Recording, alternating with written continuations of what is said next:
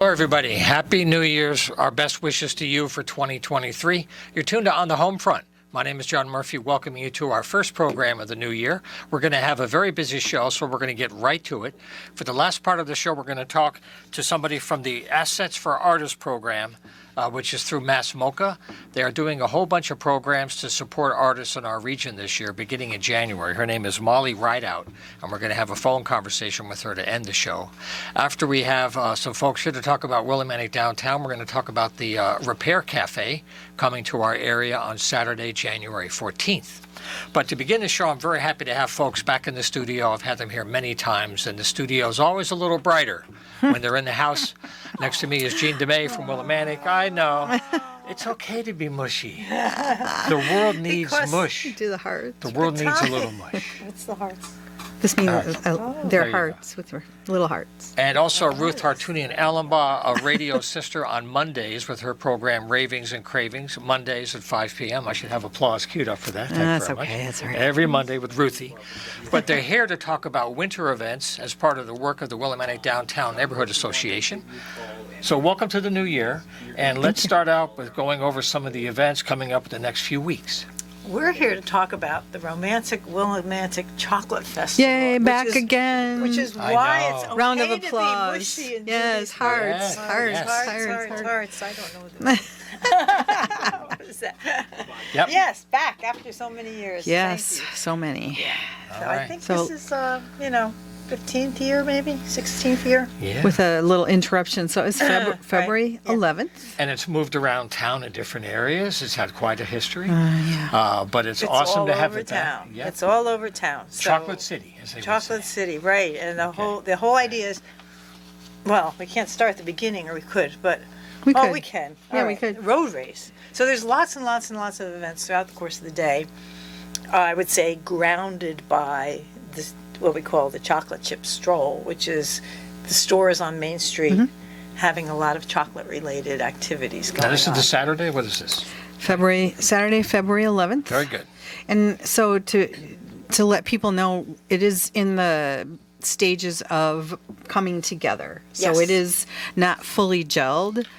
So the part that I'm doing is not fully gelled, but I can tell you everything I know in a minute or less, probably. I'll be hopefully hosting the chocolate cake baking contest, and so people should be firing up their ovens and getting ready to do some chocolate cake baking.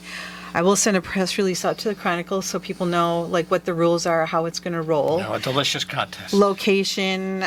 If anyone out there would like to recommend anyone to be a judge, I would be open to that this year. So my phone Not number, me. yeah, why not? You know, I'll tell you one. I have a couple of people in mind, but I always like to have a couple more up my sleeve. So if people want to recommend, 860-208-8783, or you can even send a message on Ravings and Cravings on my Facebook page. You can't have too much cake for a thing like I that. don't think so. It's impossible. No. But it's, Well, go I'm ahead. going to go back in the history of that a little bit. This is why I can't be a judge. The very first one, Ruth was like, "Who's gonna bake?" I'm like, "Oh, I'll bake a cake," and I baked a cake and. And it was at Willie Brew, right? That first Yeah, one? I think it was at Willie Brew. Really? Yeah. Isn't it just- And the judges said, "Well, that was nice, but it wasn't chocolate." It wasn't chocolate cake. I made a vanilla cake, but I had chocolate frosting on it. April Fool's. That should Oops. have counted, I think. Can you believe that? And I think It was a really good chocolate frosting. it was good. It was good. Anyway, that was not the whole point of the cake, so I kind of blew it. But that's okay. I didn't expect to win. Well, the thing I That's love how is I'm that after bad at it. COVID, having shut so many gatherings down or impacted them or forced them to shrink down, now we're back to whatever normal is going to be. And so one thing, run down some more of the events and also mention a website, because I know things are still coming together. You were waiting for the holidays to They are. pass, people to settle back down. So also mention a website and people can figure out how to spend the day. Go ahead. I which- think we're going to say Facebook. Yeah, page, so there's do an a event. Romantic Chocolate Festival. How about WillimanticDowntown.org? I don't know that we're on there, but we could look there. Yeah, That's a we'll great local submit it site. there. That's a good site It as is well. a good one. You're Okay. right. You're So right. if it's on Facebook, we should say the date, like 2023 kind of thing. So we Oh know yeah, what year. February 11, 2023. Because if you're you right. if There's you been other go ones. to Facebook, there are a couple of other pages that'll come up that were Right. prior years. Absolutely. Yes, and that's one of the reasons I'm like, well, we put it on the same audience that we had, so people are clicking on that. So anyway, it does start with a road race. So First Mile Racing puts together what they call an urban scramble, and it's over the 4 bridges in Willimantic. Nice. So it goes over That's Bridge very Street, cool. I think it's very Frog Bridge. unique. Yeah, it's very unique, It but is. it's crazy because it's a 2-mile race in the middle of February, and one time they were basically skating down Yeah, the it was very the icy. footbridge. It was very dangerous. Weather. I think isn't it called Cupid Made Me Do Yes, It? Cupid made me do it. Yes, yes. And that usually the Cupid of that year, which would be David Foster this year, gets to say go. They already named the Cupid this year? For, up until 2020. Oh wait, he's from 2022. Yeah, Oh, I thought you meant yeah, 2023. yeah, no, Okay, no, I was no. confused. So Sorry. he's the 2022 Finishing the term. finishing All right, his I term. got So it. we'll Well done, see. David. Well done. Round of applause. Okay. Yes, yes. So this would be his last major event, if he can make it. Sometimes the Cupids don't really want to get up and go out in the cold at that hour with no clothes on, you know. Yeah, 'cause it starts early, like what 8:30 or something. It actually starts at 10 a.m. It's not 10, too but they bad, do the you know. registration and everything. Yeah. And they mill around. So they're going to be gathering at 750 Main, which is Daniela D'Souza's new pottery. Spiral Arts. Spiral Arts. It's a couple of doors Doors down up from us, from right us. here. That's Yeah, nice. So that's nice. That'll be a great way Down to that way. introduce people into that place. Yep. And then during the day, there's going to be just every merchants are doing different things that are chocolate related. What was that? The sky falling? Albums. Oh, we had a whole pile of records, by the way, Yeah, folks. that's That was okay. not the result of No the one's U.S. been Congress hurt. voting today. They haven't yet voted, so haven't we're yet still voted. 7 counts. 7 counts. No speaker yet. I think the shock waves have hit Willimantic. I'm and- more worried about the budgets. Yeah. Are they going to Wow. pass a budget? Or the Well, you whole know, we'll have to economy edit gonna that out collapse? of the show. We'll have to edit that out of the show. No, that's kind of neat because it's organic. Well, it's live. God It's help us all. live. It is Yeah. live. It is It's the live. good, the bad, and the ugly. That's right. Da-na-na-na-na. Thank you, Matt Rupar, for controlling the chaos. But by the way, no animals were harmed. No, all right. That's No, right. No that's a animals. very at all. important thing. Very important thing. No. I hope Truly. no albums are harmed because that's John Tewitt's collection, I believe, of oldies. Oh, he has a great collection. Yeah. So also, Yeah. part of this is like a lot of the restaurants have specialties. Yep. So if you go into, for example, a Mexican restaurant might have a mole special, Sure. right? Some kind of theme. some Some kind of thing. and maybe some drinks and maybe other kinds of things to eat. I probably won't get to see any of it if I'm holed up Working. with cake, so I'll suffer. Yeah. Oh, I want to also mention with the cake is that at the end we get to bid on those Thank you, Matt. cakes, and they're auctioned off. Those generous bakers allow us to auction off the cakes if they choose. Yeah, we're to. gonna see. You don't have to. I may have a few new things blowing in the wind for this year, and I can't spoil Okay. it because I still am laying down the groundwork of things. So, Okay. John, invite me back in like 2 weeks, and maybe I can spill Well, you know more. what we're doing on the show? Once a month, we're having different people from the Willimantic Downtown Neighborhood Association tied into Thread City Development. This group meets once a month. They plan events all throughout the year. I try to get people on every month with different things. I had Kim Cash and Andy Goot here once. So we'll continue this. So whenever things happen, we'll have you here. But we have a few minutes to go before we wrap up. Are there any people you know of that are looking at doing something, even though you don't know for sure what form it'll take?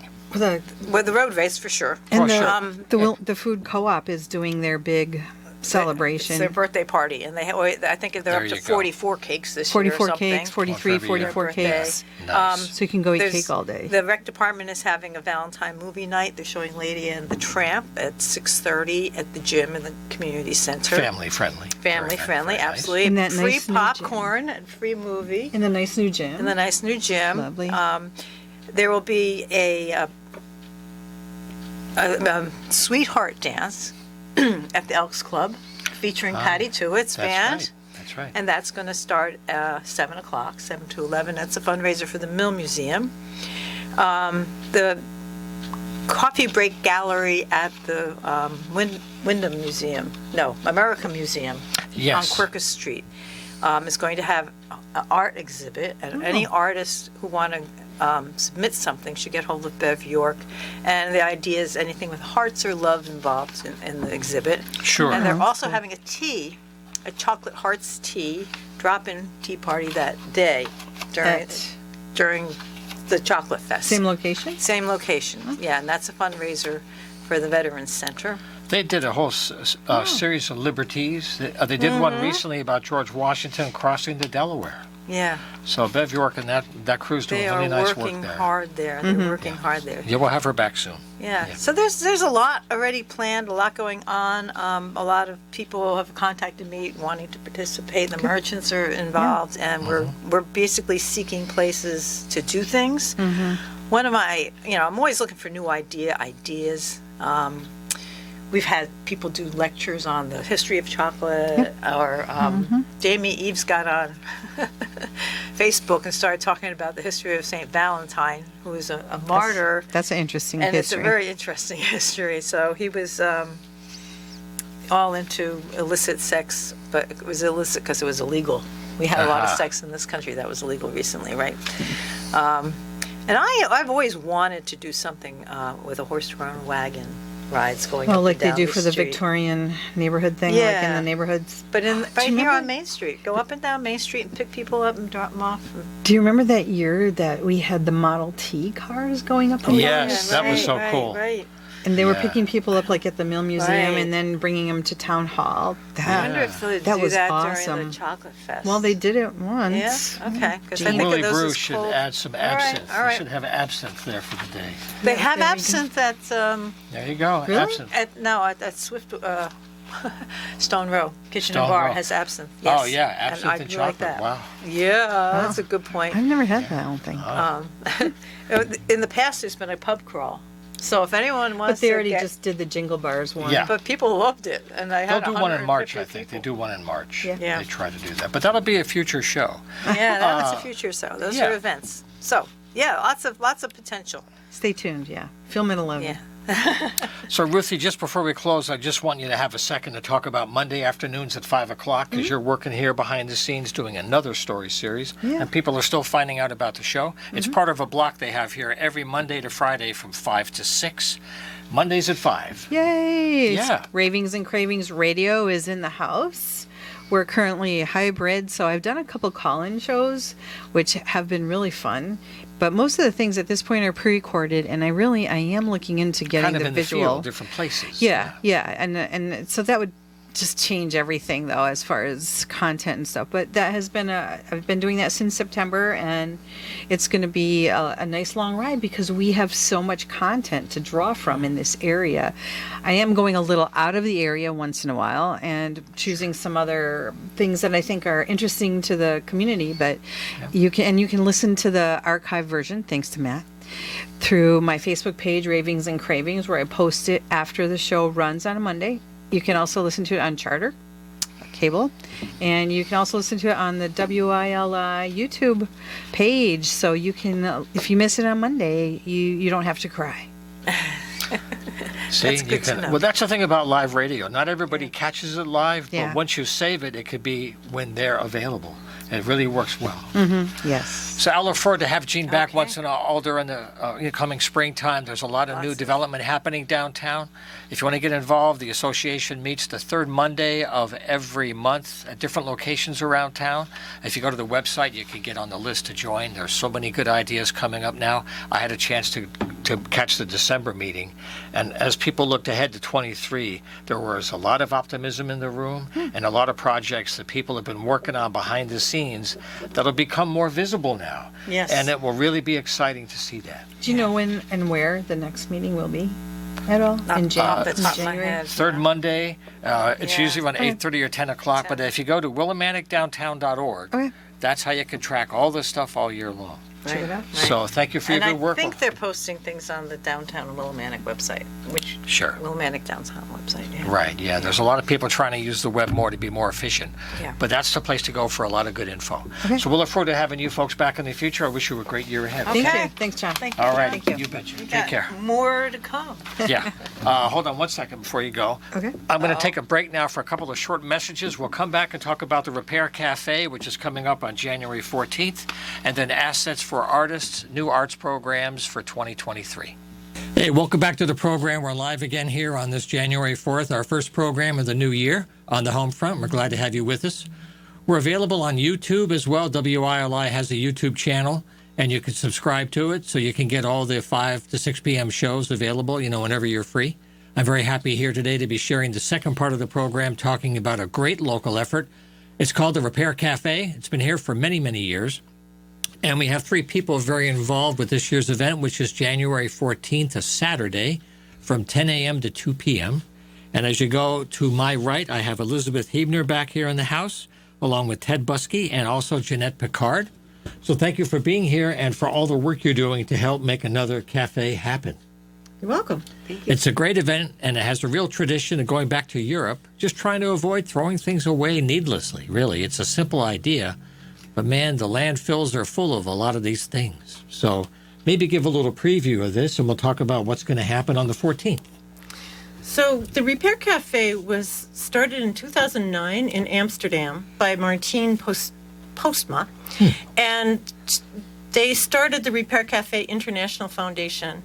And then in 2012, a couple people from New York City decided that they were going to start in the United States. So out of that came The Repair Revolution, which is a book that came out in 2020, and now there are repair cafes all over the United States.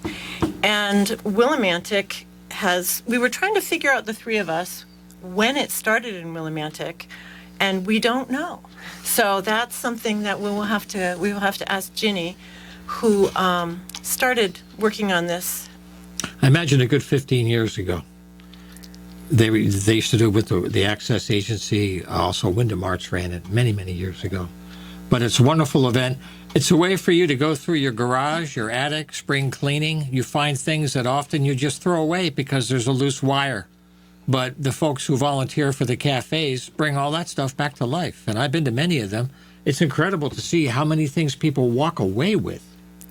The other thing the book emphasizes, and I think it's useful to think about, is community building. So people come and we all volunteer our skills from the community, and people get to talking and also learning how to do things and how to repair things and watching someone repair things that a lot of times their parents maybe didn't know how to do. And so it's also a way of learning and sharing skills between people. Yeah. So what are you folks doing to help make this year's event happen? How are you folks tied in? Well, I'm a mechanical, electrical repairer. I've been repairing stuff since I was a kid and taking things apart if I couldn't repair them just to see how they work. But I mostly take care of electronics and some mechanical things, but we also do bicycles, lawn equipment, appliances, mixers, toasters, radios, amplifier, guitar amplifier, remember the last time. Lamps are a pretty popular one. There's usually really something that just simple, the switch is broken or the cord is pulled. And where we are working at the church in Willie, we have Willards right across the street. So if we only carry a few of the common parts like wires and tape and connectors and things like that, but if there's something special, we can send a person over to to Willards, and they can pick it up and come back.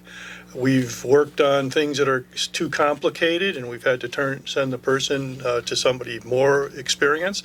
And we've been as helpful and for things as simple as the batteries were in backwards. Yeah. So I was there one year when this person had It was almost a religious experience because this old Hoover vacuum cleaner was brought back to life. Yep. Incredible, because that was a serious machine at the time. Right. And I know there's knife sharpening sometimes. Yes. It depends on the month, too. Right.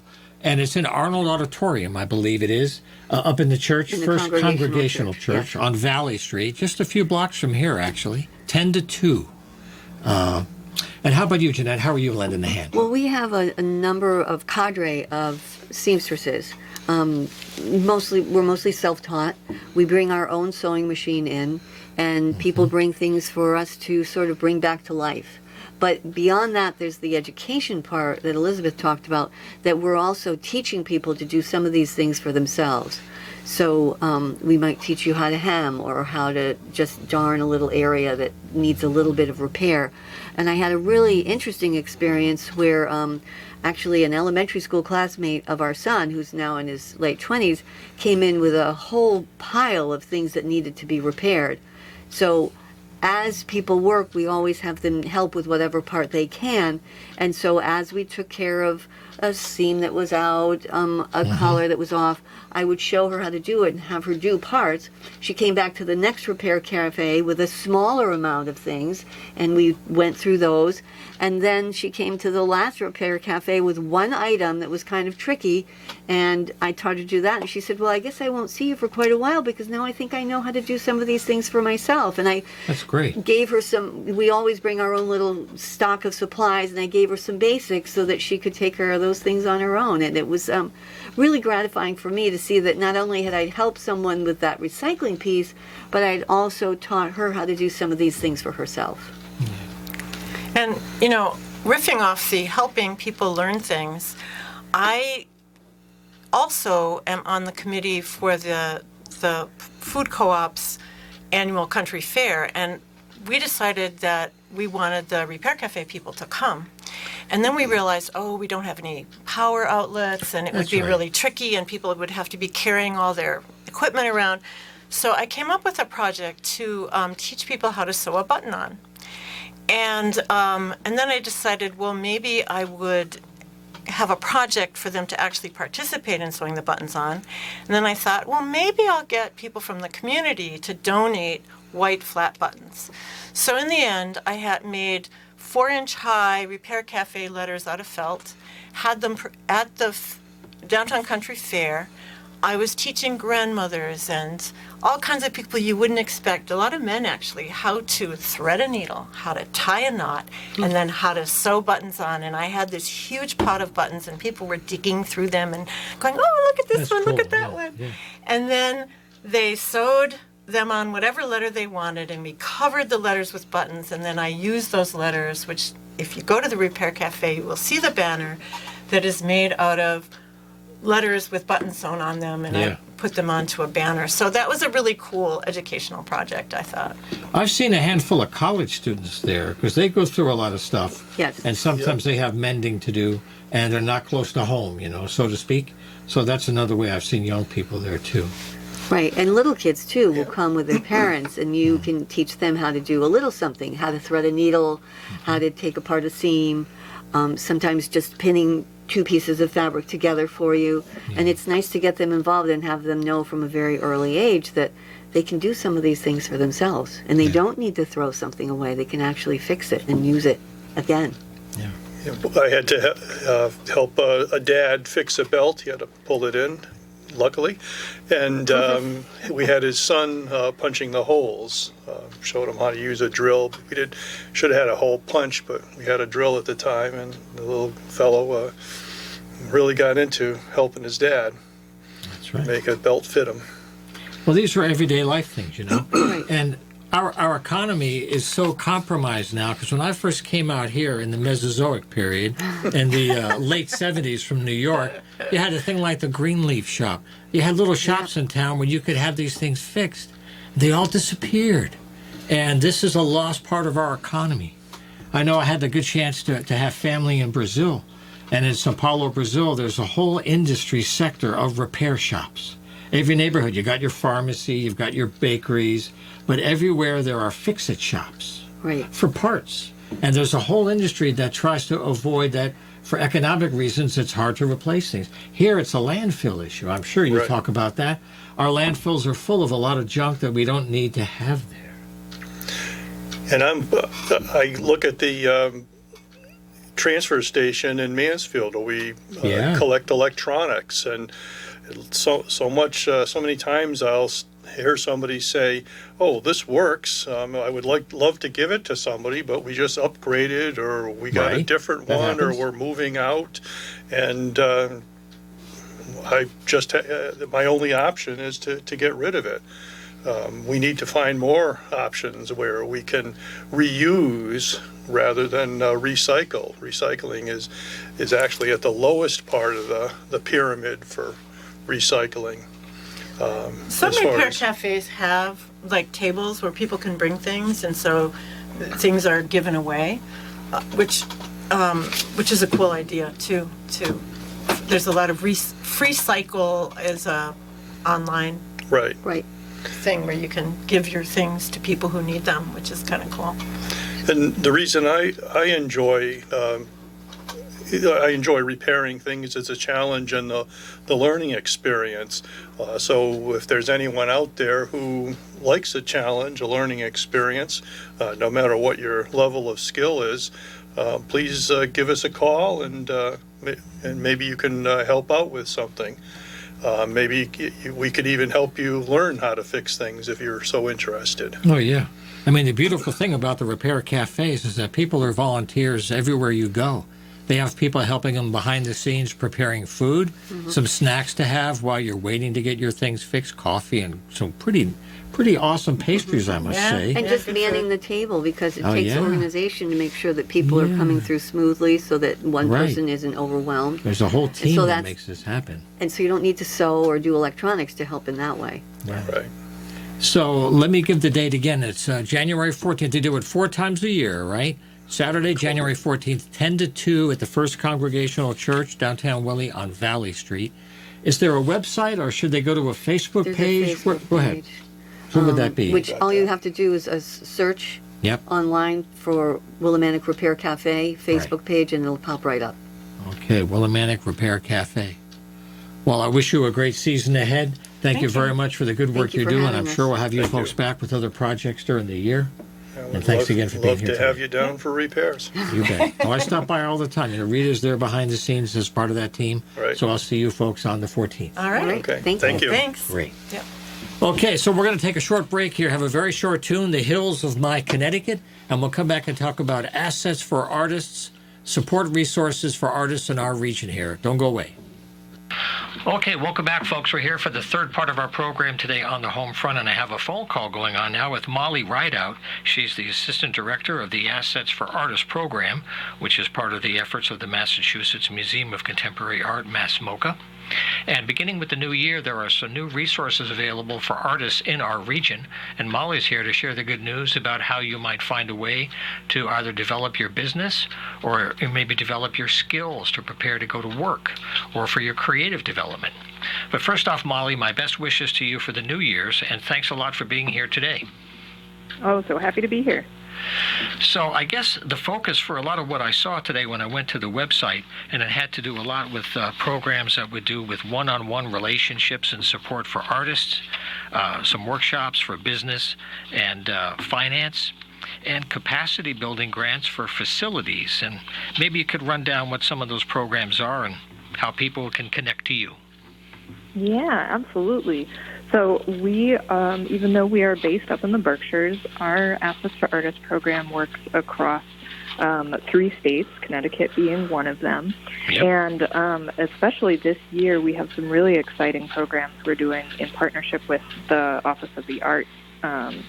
And one of those is actually a open application right now for, as you mentioned, that capacity building program. And it's actually a completely unrestricted grant, not specifically focused on facilities, for any artist. It really focuses on giving them the tools that they need to take the next step for their creative process. And so that's a different state for every single artist, and so it pairs up, as I said, an unrestricted grant of about $2,000, as well as priority access to some of that one-on-one coaching you mentioned, priority access to a variety of different workshops, some of which are custom selected for the cohort, and just generally a slew of resources for kind of making a plan, especially in this moment when, planning can feel really, really difficult,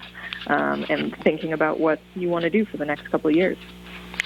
I know that's one of the struggles. I've covered artists out here in the region for many years now, and those early startup periods can take years to get through some basic nuts and bolts that some training could save a lot of time and money as well in some cases.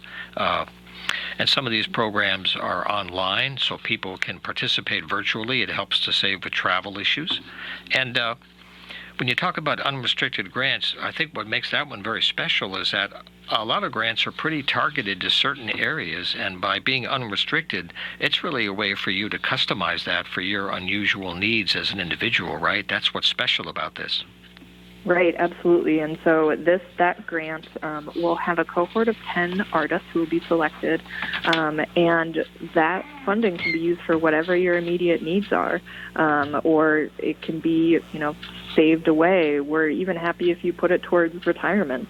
Whatever you are finding you need to be able to be just a little bit more stable as an artist. And even if you don't get selected for the grant program, or maybe you feel like you're not ready to kind of spend some time really digging into that stuff, we have a number of those online workshops that you mentioned, some of which are coming up in a couple weeks here. The next one that will be open to Connecticut artists will be on January 18th, and it's called Financial Strategies for Artists, and with a Philadelphia-based artist who's also actually a tax preparer named Amy Smith. And that's really kind of a basic nuts and bolts for just like getting a hold of one's finances and understanding what all those things are that you need to think about as you start developing your creative practice in a way that, hopefully will start bringing in some money and maybe some expenses, and how do you balance all of that stuff? Yeah, and it's perfect timing for income tax time as well. If you're trying to,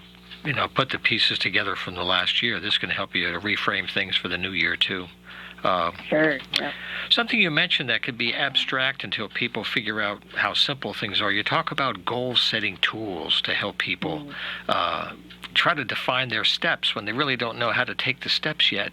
Could you maybe mention for a second, while we have this program being talked about, is what kind of goal-setting people can go through to maybe move ahead more quickly? Yeah, well, the process that we love to use is one that we take from a artist group called Artist U, and it's really just like a 3-goal method. And Artist U has a bunch of open source resources that anyone can go to their website and look at that is related to planning. But it's really about just like starting with a big brainstorm, but then picking what are the things you're going to focus on, because I think we as artists feel like we have to be working all the time, right? I'm an artist too. It's really hard to turn that brain off and think like there's something more I could be doing. Right. And so goal setting is as much about like picking what you're not going to focus on this year in order to have the capacity to do the things you are going to focus on. Yeah. And when you talk about one-on-ones, could you talk about some of the ways that the coaches break the mountain into manageable chunks when they're all related, but you've got to break it up to take it on one at a time? Can you mention how like a one-on-one can really drill down on particular areas that people might need the most? Yeah, absolutely. I mean, so we work with a network of about 30 coaches that are mostly New England based, but some are coming from all over the country. That's the wonders of being able to work virtually and over the phone. And depending on what an artist's particular goals are, again, it comes back to that, like thinking through what your goals might be and what you're going to focus on this year. We can really pair someone up with something, that could be as concrete as I really need a website, or I need to improve sales on my website if I already have one, or I just feel like my life is in disarray, and I need to talk through what my current situation is and where I want to end up in a couple of years. So it could be as concrete or as broad as someone needs. Do you have some examples of previous trainings or sessions where folks in Connecticut made a difference in their own plans, maybe some quick storytelling of individuals or a particular program where somebody was able to overcome those early obstacles? Yeah. Well, I think one of the things that immediately comes to mind that we're actually offering again for Connecticut artists, so it isn't until April, but you can register for it now, is some of the basics about social media, which is so much a part of how, like, a core part of marketing these days for artists. It sure and is. So this workshop is with Francesca Olson, who is herself a quilter, a writer, a former musician, but she's also a consultant for improving people's analytics on both like websites and Instagram. And I'll admit, like, I have consulted with her too on this, and so she's teaching a workshop just Instagram basics. And so for those who are feeling like, I mostly use Instagram just to check in with friends, or I don't use it at all, and I know that I need to connect with folks, or do I need to use it? What are my goals? And is Instagram the best platform for that? Francesca covers so much of that and can really improve, based on whatever the artist's goals are.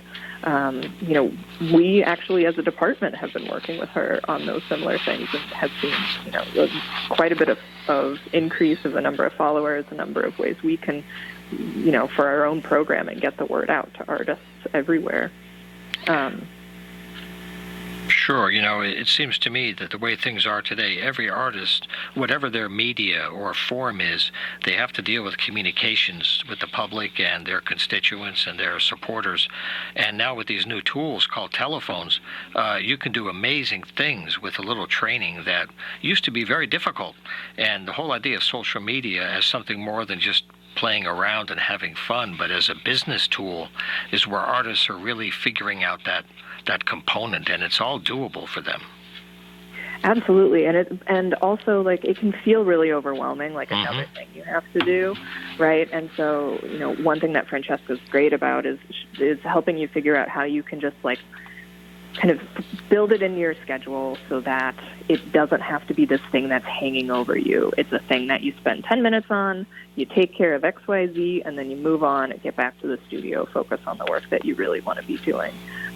Because I think that can be the hardest part about being an artist, is when you realize just how much of being an artist is not being in the studio, and trying to minimize as many, or at least streamline as many of those kind of business pieces that we have to do, because we're not asked to just be an artist. We're asked to also be a salesperson, be a marketer, be a grant writer, all of these pieces that somehow we all have to learn, and often, art taught have to seek out. And so that's what we hope to provide here. And one thing we're so excited about with this upcoming year of partnerships with the Connecticut Office of the Arts is this grant program. We actually haven't offered a grant program specifically for Connecticut in a few years now. I don't think since the pandemic, and maybe even a few years before that. And so we're really happy to be able to offer this and be able to really have this concentrated time and concentrated support for this cohort. But then also, beyond that cohort, has a ripple effect outwards of what are the other workshops that we're going to be doing. Another piece that I want to mention is that we have actually a open request for proposals that's until January 15th for Connecticut-based artists who want to be one of our trainers, who want to be teaching some of these workshops we're offering. So in addition to learning, wanting to learn, maybe there's folks out there who feel like they've really figured out something. They've really figured out, how to sell their work, or how to create, different levels of sales, right? Or how to put together a solid portfolio, how to be a musician who's touring and navigating all of that. If anyone wants to make a proposal, we've got a simple form that they can fill out on our website, and we're looking for trainers through the 15th of January. Well, I'm so glad you're talking about these things as we begin the new year. We're speaking with Molly Rideout, by the way, in case you've just joined us. She's the Assistant Director of the A4A program, and that's Assets for Artists, which is part of MassMoCA, the Massachusetts Museum of Contemporary Art. And I wanted to mention a couple of things, too, that I was very happy to see is the larger sense of collaboration and partnership across program lines to help people fall in between the cracks and succeed anyway. You know, for example, you mentioned the Connecticut Department of Economic and Community Development. There's been a greater sense of unity in Connecticut between arts, culture, and tourism. And they're coming together more than acting on their own. They realize they have to collaborate a little more. And you're enabling this, helping people find the arts economy as a piece of their life as well. It's not just a hobby, which can be a great experience as an individual artist. It's a beautiful thing. But if you're trying to make a living, that's part of a larger process that you folks are trying to grow. And that's all local, grassroots, one program at a time. And it must be nice for you to see these things over the years, how they do produce real stories, real results. Yeah, we really love it. And, I think what's really wonderful about the kind of structure in Connecticut is that having the Office of the Arts sitting underneath the Department of the Economic Development Department really focuses that artists are also small businesses, and that's something that we also try to center too. As you say, someone can be an artist and not want to or decide to be a small business, but for those who are trying to be a freelancer in any way, that is a small business. And what are the ways that we can also point, small business related opportunities your way and translate it, because that's often the most important part, is translating all the business gibberish into something that an artist can understand and apply for. Yeah, there's always the lingo you have to learn. Even to file a grant properly, you really have to know the language. Oh my gosh, and that's where your training workshops can really make something daunting doable. And I've done some of those over the years myself, and they've been wonderful. And I want to give the website, by the way, folks. If you jot this down, you can follow this website all year long for all these opportunities. Assetsforartists.org, and then do a /Connecticut. And you've got the whole story of everything that Molly's been talking about today. Maybe you could mention, too, something that I've heard here more and more, that in recent years, there was concern that the northeast corner of Connecticut was a little quiet, and not as many applications were coming in from our area as they have from other parts of the state. And I've seen more activity lately, more applications or more people trying to move into the development mode that A4A is enabling.